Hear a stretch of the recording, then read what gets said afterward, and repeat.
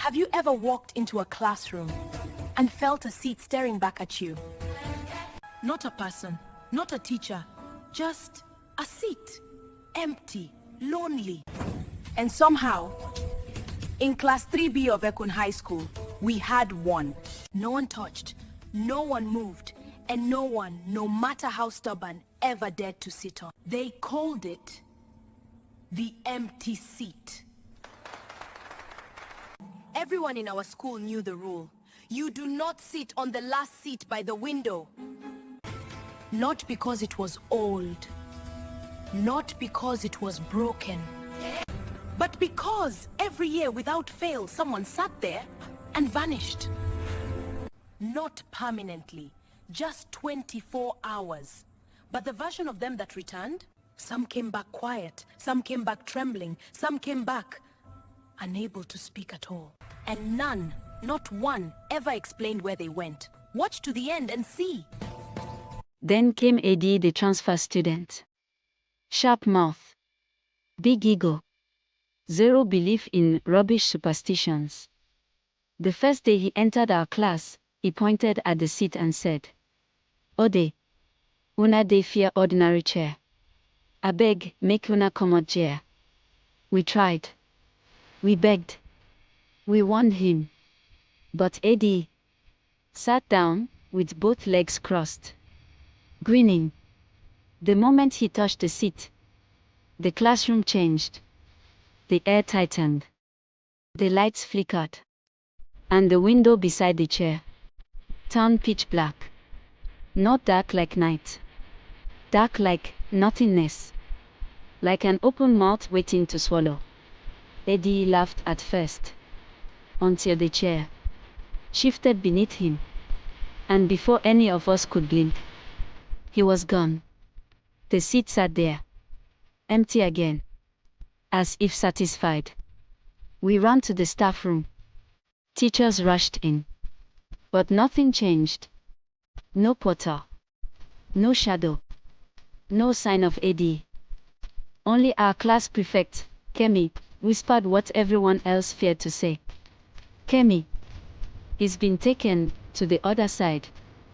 Because the old folktale said, the seat was cursed during the time of the ancestors.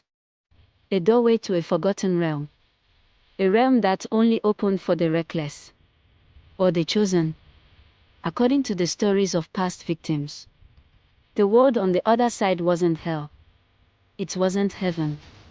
It was something in between. And that's exactly where AD found himself. He woke up in a vast field, with giant towering spirits circling him. They had the shape of people, but no faces. Just white glowing marks where eyes should be. Their voices vibrated instead of speaking. Spirits, layered whisper. "Why do you sit on the seat of the forgotten?" AD tried to run. He tried to scream. But the ground under him moved, shifting like water. Then he saw them. Other students, from different years, wandering the realm silently. Some crying, some kneeling, some staring into nothing, as if lost in their own nightmares. A shadow spirit stepped forward, towering over him. Shadow spirit. Each who sits must face their truth. No lies, no pride, no hiding. And with a swipe of its hand, Aid's memories unfolded. His fears, his insecurities, his bravado, the abandonment he hid behind jokes. Everything exposed. For the first time, AD felt small, human, vulnerable. The spirits surrounded him and whispered in unison, "Spirits, accept who you are, or remain forever." At exactly 9:15 a.m. the next morning, the window flashed white, and AD dropped onto the classroom floor. Sweaty, shaking, silent. We rushed to him. He didn't speak for a long time, just stared at the cursed seat, as if it still held him. Finally, he whispered, I saw myself. And I've never been so afraid. From that day, Eddie changed.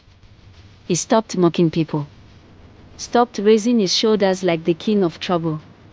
He became quieter, calmer, more humbled. And he never, ever went near the seat again. A few weeks later, our principal announced something strange.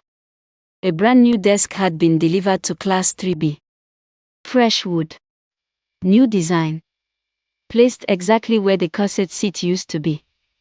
When we asked what happened to the old one, the carpenter said something that froze our blood. Carpenter. Old seat. But I never removed anything from your class. We ran back inside.